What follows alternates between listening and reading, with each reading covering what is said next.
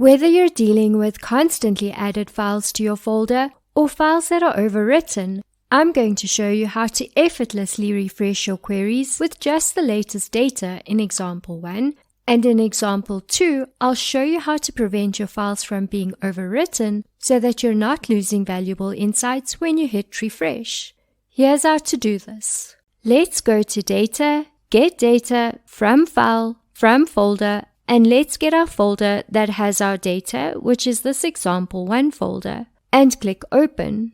In this dialog box, we can see all our files in our folder. Let's click on Transform Data. Here in our query editor, we can see all the information relating to our files in that folder.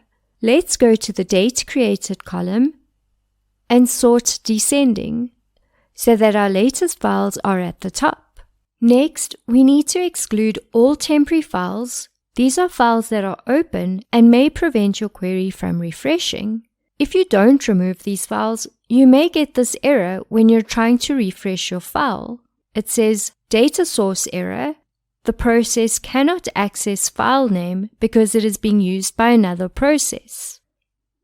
So to avoid this error, let's go to the Name column and go to Text Filters.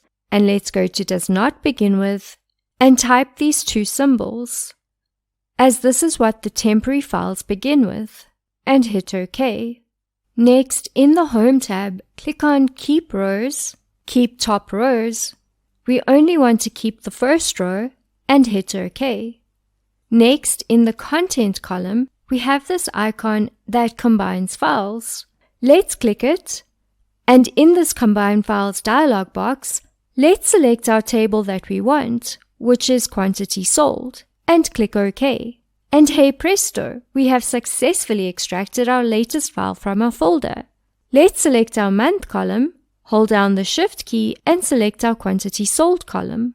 Right-click and select Remove Other Columns. Let's send this to Excel. Now let's test this out by adding our March file into our folder and go back to our report and hit refresh, and our query correctly updates to only show our March data. Let's say we have our folder that gets updated each month with only our new month's data, and our previous month's data is overwritten. But we want to show our previous month's sales in our report as well. Here's how we can do this.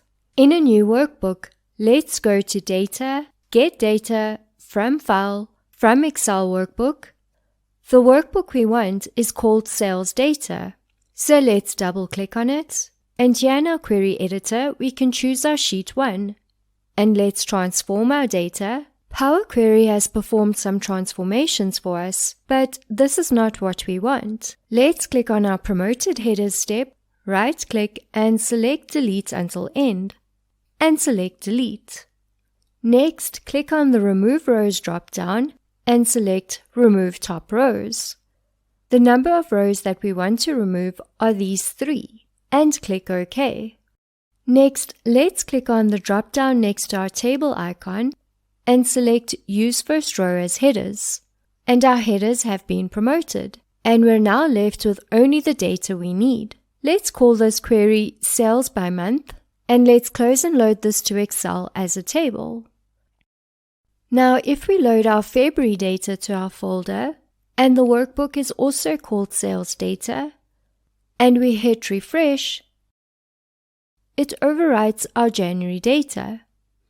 But we want our January data and our February data to be in the same table.